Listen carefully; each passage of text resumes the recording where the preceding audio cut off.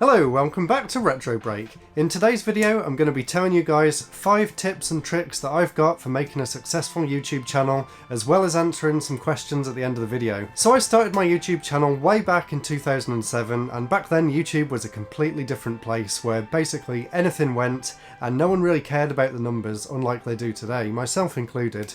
So I didn't really start taking my channel seriously until after university, when I started my full-time job in around 2015. And I remember in 2015 I wrote down some ideas of what I wanted to do, and one of my goals of the channel was to reach 5,000 subscribers. Well, as you can probably see, I'm well past that now. I'm on about 7,500, and my ultimate goal now is to reach 10,000. So I'm going to share with you some of the tips and tricks that I've come up with over those 5 years from 2015 till 2020, and basically tell you guys what I would have liked to hear myself back then. So I really hope this video is useful to anyone who's deciding to either start a YouTube channel or trying to grow their channel. So the first tip is to make sure to pick a topic that you can make videos about forever, or at least for a very long amount of time. So try and find a niche, don't be too broad, but also don't be too specific. So with my channel, it's mostly retro gaming, a bit of retro collecting, and a bit of game shopping as well. And those 3 things combined together make up the bulk of my videos. So it's kind of good to have a range of different topics to pick from, but they're still all on point for the channel itself. Another thing to think about on this point is what sort of playlists do you want on your channel. So as you can see on that banner, and I'll put it up over here so you can see it clearly, I've kind of picked out a few of the key things that I wanted my videos to be about. And I've been chopping and changing this over the years, but this is what I've come up with now. So retro pickups, retrospectives, game shopping and reviews. Those are the 4 main focuses for my channel. Of course I can make other videos around that, so try and keep in mind a specific set of playlists that you'd like to continually add videos to, and this is a really good way of getting people to return and watch more than one video, is to put videos in playlists. So you kind of want a nice list of videos that run one after the other. So the second point here is all about the metrics. So this is kind of trying to figure out what works, what doesn't, what people enjoy watching, and what people don't enjoy watching. So when I properly started focusing on this back in 2015, I thought at the time that everyone wanted Let's Plays. So I actually renamed my channel to Let's Play Retro Games, and I basically just focused on Let's Plays and a series of videos that I was doing called Retro Game a Week. But that didn't really give me the opportunity to experiment, and the videos weren't really going anywhere. But for so long I didn't really notice that. I just thought that I wasn't making videos good enough. So it's always good to take a step back, have a look at your channel as a whole and see what videos have worked in the past, see which ones are working now compared to other ones, have a look at the analytics, which I will cover a bit later on in this video, and then kind of base your channel around what works and what doesn't. So as you can probably tell these days, I've scrapped the Let's Plays entirely because they weren't going anywhere, but the kind of videos that were doing well were the pickups videos, so I've kind of pushed them to the forefront, as well as the reviews and things like that seem to be doing really well recently, so that's something that I'm trying to push. Of course, it does take a long time to make the review kind of videos, so you sort of want to find a mix of videos that you can get out quickly and some videos that will take a bit longer but you know won't get views in the future. So point 3, and this is a really important one, you want to try and maintain a schedule. Whether that's once a week, whether that's 2 or 3 times a week, whether it's only once a month, but the main thing is the fact that you've got a deadline that you need to hit every single week. Basically this is more for your own benefit than for the viewers. If you've got a deadline, then you know what to plan for, and you can kind of always plan for a certain day to record and then a certain few days to edit, and to upload it always at a certain time on a certain day as well. And that's worked really well for me over the past 3 years. I've been doing weekly videos, and since I decided to do that, I've made sure that I stick to it every single week, and people know that they're going to get a new video every Friday, and if they've got the notifications turned on, it will always come through at the same time, and it always gives me the same amount of time to record, edit, and upload, make the thumbnails and all of that, which I'll come to later on as well. So I really think that's a really important thing, and it's a good way of keeping you motivated, but make sure that you leave enough time for yourself as well. You don't want to get burnt out making too many videos one after the other. It just doesn't work. So I've found that having a week as a gap between videos is just enough time for me to focus on making the video, focus on scripting the next one, and focus on, I've got a full-time job as well, so focusing on my job during the day, focus on videos in the evening, and it leaves me a spare day on the weekend or in the week to meet up with friends or to just have a day off and play games. So it's really important that you make some sort of schedule if you want to be serious about it. So point number 4, and something that I've been trying to do more and more recently. This isn't something that I used to think about at all really, but these days it's something that I'm really trying to do my best at, and that is to try and improve after every single video. Maybe only very slightly, but all of those tiny little improvements will build up over time, and even if I look back now from a video a year ago compared to a video today, I can see just how much I've come in that short amount of time, both in terms of how I present myself in front of the camera, how I edit the videos, how I've got my lighting set up. I don't want to move the camera, but you can see I've got these spotlights over here, and I've got a light attached to the camera back there as well, and I've made sure that it's always in focus. That's something else. These things like this you just pick up over time, so don't expect everything to be right straight away. This is really something that you just have to learn for yourself, and I can't get into everyone's different setups because they will all work differently. This is just what works for me. The other point that I've put there on this topic is don't overdo it. So don't be put off by the fact that your video was terrible and then try and improve everything at once, because you just won't have enough time to do it, and you'll get really frustrated with yourself for not being able to meet these ambitions that you've set. So it's just impossible to do everything at once, but like I said, if you build up small little building blocks, I promise you it will pick up over time, and the viewers will notice as well. And it's something that's really nice when you get a comment and people actually realise that just a little bit of effort that you put into the videos compared to how they used to be. And I'm really happy with what it's done for my channel, and I can't wait to look back on a video like this another year from now and see how much better my videos are from that point in the future compared to now as well. So it's a constantly evolving process, and it's a really exciting thing to just continually push yourself to grow like that as well. And the final point here, this is a really interesting thing that I've been putting a lot of study and research into recently. I've been reading a few books on the topic, and I've been watching some videos online, listening to podcasts and things like that, and that is storytelling and the structure of the video. You want something that's going to be engaging, and I'll come to that when I talk about the metrics a bit later on as well.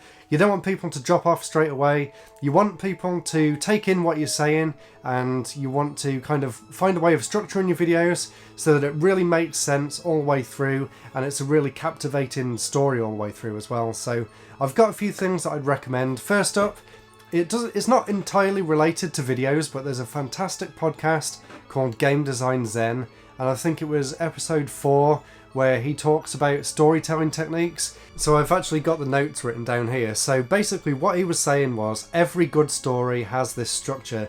It starts with a question, and then in the middle there's an emotional struggle to try and work out the answer to that question, and then at the end there's a galvanizing conclusion, preferably with a twist. And I've actually put this 3-act structure into place in a few of my videos, and I honestly feel like the videos that I've put the effort in to try and come up with these structures have turned out to be the best ones that I've ever done.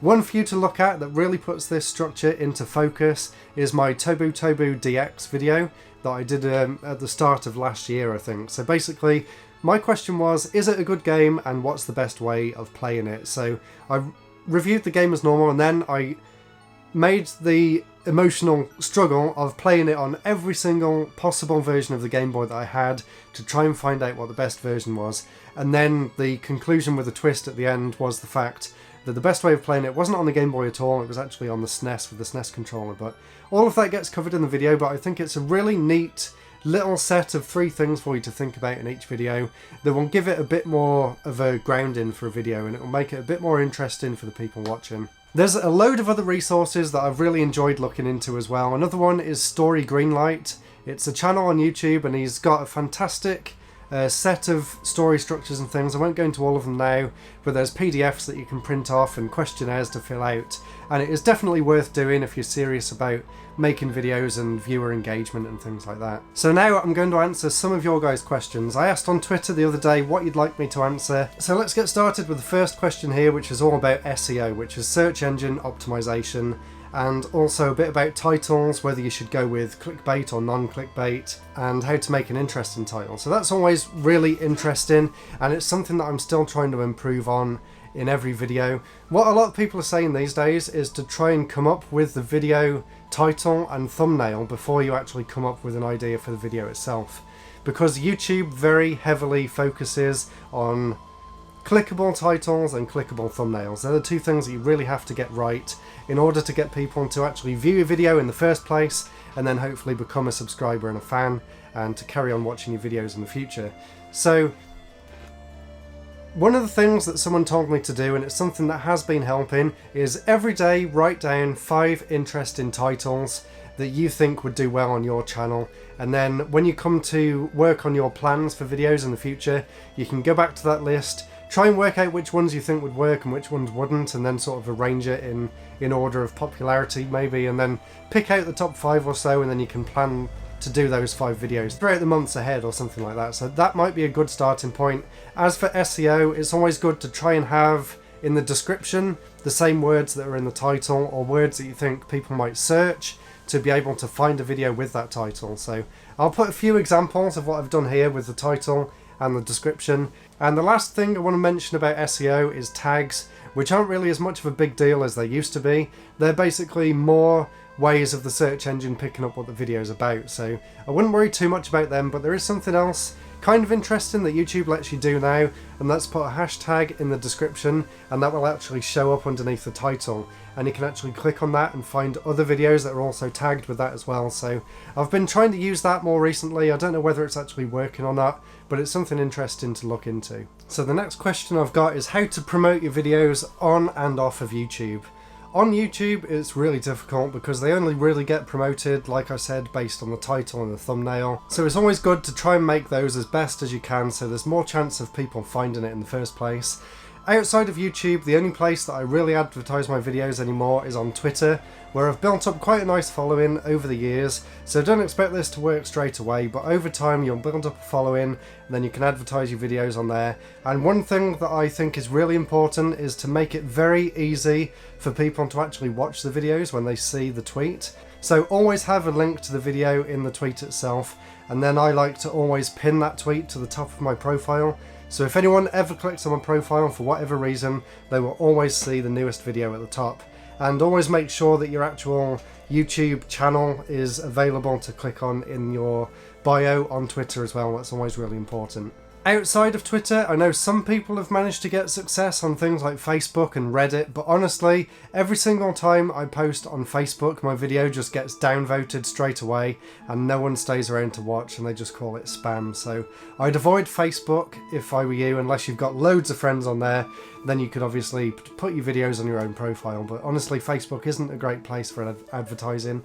Reddit can be, as long as your video is very specific and is for a very specific audience. So for example, a video that's done really well for me thanks to Reddit is my Trackmania series review, and that's because I was already active in the Trackmania community on there, and my video was very relevant to their interests, so when I posted it, a lot of people went to watch, and because I knew the video was really good, I knew that people wouldn't really have a problem with me posting it on there. But a lot of places on Reddit, if you just post links without any sort of background in the subreddit or anything like that, you'll either get banned from the subreddit completely, which has happened to me in the past, or it will either get downvoted or just ignored completely. So bear that in mind if you're thinking of going on Reddit to advertise as well. Somewhere that unironically used to be really good for advertising but no longer exists was Google+, and I really did like that site, so it's such a shame that it's no longer around. You could basically have very specific topics and share your videos in there, and because there wasn't a lot of competition,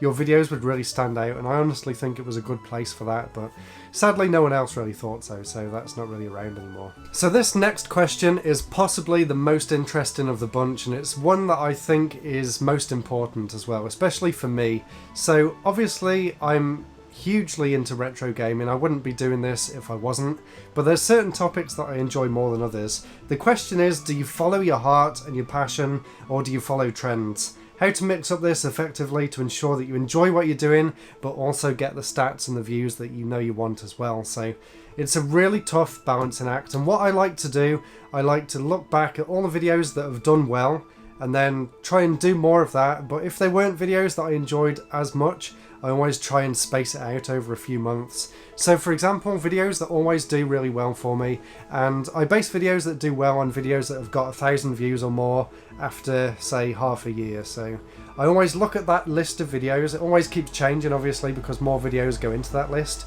all the time. So I look at that list, figure out which ones I know will do well in the future, and then try and plan to do some of those kind of videos. So one recently was the one I did last week, which was my Japanese game collection. It's not the most creatively fulfilling to just talk through a collection and add some gameplay over the top, but I know people will watch it, so that's kind of a trade-off. Of course, I really enjoy talking about the games as well, so it's not too much of a burden, so it's always nice to try and mix it up.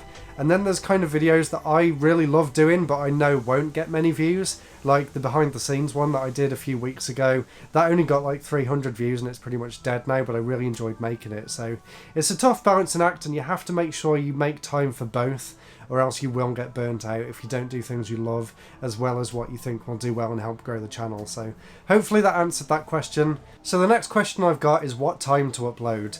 So I don't really think this matters that much, but it is important that you always upload at the same time on the same day, whatever that is. So I've decided it's 9 o'clock every Friday morning. And to be completely honest, the only reason that I've picked that time is because I can make it public before work, and then while I'm at work, bored, doing whatever web design or whatever I'm doing for that day, I can always keep updating the stats and see whether the video's done well or not, and then at the end of the day I'll go back and answer all the comments. It's just something that works for me, so find out what works for you. Of course, don't just let the videos go live straight away, because sometimes YouTube doesn't finish processing them, so it's always best to have the videos unlisted or private until you're sure that the HD version's ready to watch. And if you've got Patreon, like I have, I always try and upload it the day before, upload it to Patreon, so people that are on Patreon have got all night to watch it, and then make it live at 9 o'clock the next morning. That's what works for me, but obviously try and figure out what works for you. So the next question is, how does money and monetization work on the platform? I know that the rules have changed. Way back when I started, monetization wasn't even a thing, so it wasn't on my mind at all when I began. And it's been very, very slowly building up over the years, and I'm quite happy with where it is now. I get paid basically every 2 months. I don't know whether I can actually say how much I make per video or anything like that, but what I can say is that Google pays out every time your account reaches £60 or $60 maybe, $70, I'm not sure in America, but whenever it reaches £60, whatever it is at the end of that month gets sent into my account. So sometimes I'll get 68, sometimes I'll get 70 something. It all depends how far over it was. I haven't really looked into the new rules and regulations on how to actually get your channel monetized in the first place, so I'll have a look at them and put them on the screen so you guys can read it, and put a link in the description so you can go and check out the site. And something else to mention about monetization as well, and this was another question that was given to me on Twitter: what about copyright strikes? So I've been very fortunate that I've had very few copyright strikes. Sometimes they let you contest it, and sometimes YouTube will review it and you'll get a little green tick again to say it's okay. Sometimes part of the video has to change the audio, which I've gotten a few times just because I forgot that you couldn't use certain songs. And sometimes the video just gets shut down completely in certain regions. So it's really, really difficult. I know sometimes I'd like to use a real song and I just put it on there and hope that it doesn't get demonetized. But money's not really the main focus, I'm not too bothered, but I will say, if you are bothered, there's loads of free songs that you can use out there online, and usually game soundtracks and games, especially for the retro games that I talk about, they're usually a free pass, so usually it's okay. I've managed to get away with using all of Nintendo's music, all of Sega's music, and I've never had any problems with that, so bear that in mind as well. I presume with more modern games, the copyright's a little bit different, and you're probably a bit more likely to get a copyright strike using more modern games and footage and things like that, so just bear that in mind, but it's not been too much of a problem for me. So the next question I've got here is around editing software, and I honestly don't think it matters what editing software you use, especially today. There's so many good, even free editing softwares that you can use. Back when I first started, all I had was Windows Movie Maker, and it was absolutely awful. And then I moved over to Adobe Premiere, which is of course a more professional program, and I did enjoy that, but it did crash quite a lot. And as you can see these days, Since 2015 actually, since I started taking my channel more seriously, I've moved over to using a Mac and using Final Cut Pro, which I absolutely love. It's a really fast and fluid way for me to make videos, but that's not necessarily saying that it will work for everyone. I'm just saying that that's what works for me, and I've got into a really good workflow with it. I know all of the keyboard shortcuts. I can easily cut my video down, add all the titles and stuff, and I'm still getting better at it every time I go to use it, and it's just something I really enjoy doing. That's the other thing as well. If you want to build your YouTube channel, you need to either make sure you love video editing because you'll be doing it a lot, or you've got the money to pay someone else to do it on your behalf. Luckily, I love editing. It's actually one of my favourite things to do on the channel. So the next question here, and the last one that I got on Twitter, is also a really good question. They say, how much time do you spend working on the channel versus how do you balance that with life, work and friends and all the rest of everything else that's going on in the world? So it is really difficult, and that's kind of how I came up with one video a week. It's just the right amount of time for me to focus on making a video and getting enough time to spend with friends and family, and getting enough time to do my own thing as well as full-time job in between all that. It really is a squeeze, and you need to make sure it's something that you can keep up on a regular schedule. So with my schedule at the minute, I either try and record a video on the weekend, either a Saturday or Sunday, and then edit it throughout the week and come up with plans for more videos during the week as well.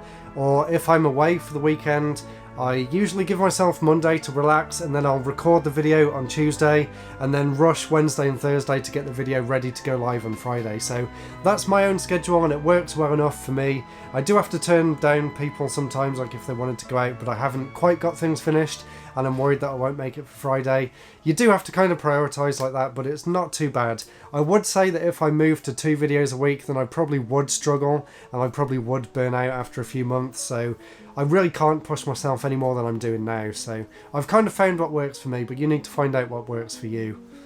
So the next question here is around how I keep a regular schedule and basically how I plan videos for the future. So I'm actually going to show you the plans that I've got upcoming for the rest of this year, and you can see just how far ahead I actually look with this. I always chop and change things, but I'm always looking back and figuring out what I want to do to grow and where I think I should take the channel. It's something I really enjoy doing, so I do put a lot of time and effort into it. As for recording multiple videos in one session, I do kind of do that. So actually, this here, I've actually recorded the review of this already, even though the video is not going to be up for another few weeks after this goes live. I sometimes record a few videos in one go and then spread them out a bit, but it still means that I've got to spend the time to edit them, so it doesn't really help that much, considering the actual filming is the bit that takes the least amount of time. I do want to try and get better at that though, because it will give me a bit more time to spend on other things, especially as I want to start making a game again in the future, but that's for another day. I won't get into that right now. The other part of that question was, I have a really good, warm, natural and confident style on camera, and I can honestly say that that's just something that's come with time and with repetition of doing this over and over again. If you look back at my earlier videos, there is no way that I was in any sense of the word confident or charismatic or anything. Honestly, just have a look at these clips now and you'll see just how awkward I used to be. Hi there, today I thought I'd do a retrospective of the Mario series. We won't be doing any of the Mario sports games, or Mario Party games, or Mario Kart games. So hopefully that shows that with determination and with enough time and practice, you will become better at it. I absolutely guarantee that, else my videos would still look like that, which is honestly awful, and I'm keeping them there just to see how far I've come. It really is embarrassing watching them back though. So this next question, the basics of the setup with the lighting and editing, I've actually already covered this in my behind the scenes video, so I know this video is already quite long at the minute, so rather than me covering this again, I'll actually put a link in the description so you can go and watch that, and hopefully that answers all your questions around that topic. If you do have any more questions, leave them in the comments, and maybe I'll make a part 2 to this video in the future. And the final question I've got here, and this one was actually from someone on YouTube. They are asking, should you stick to one form of video, or can you do multiple and your audience will still grow? An example would be gaming commentaries and gaming pickups videos. Like I said earlier, it's good to stick to a few different topics, but you can experiment a little bit, and if something does work, maybe you can swap one of them old topics out for a new style. But don't go too far off topic, especially if your channel is focused on one niche. What I've actually done recently is set up a second channel where I can basically upload anything I want, because I do just enjoy making videos as well, not just playing games. So I've made a second channel where I can do just that. I actually uploaded a video a few weeks ago which was basically just me walking around and me reading out my thoughts that I wrote down a few weeks prior. So definitely there's always room to experiment, but try and make sure that one channel is just for one topic. And if you want to experiment really far out of that range, then set up a different channel and sort of do all your experiments over there. It's a good way of getting a bit more creative freedom in the process as well, and it's something I really enjoy doing. So that's going to be it for this episode. It's been quite a long one, but hopefully it's been quite informative as well. It definitely has been a long episode because when I started the sun was out and now it's pitch black outside. So thank you all so much for watching. Hopefully that's answered some of your questions. If you've got any more questions, like I said, leave them in the comments and I will try and answer as many as I can. So that's it for this episode and this week's video. Don't forget to comment, subscribe, check out Patreon, links are in the description, and I'll see you next week for the next episode. Goodbye!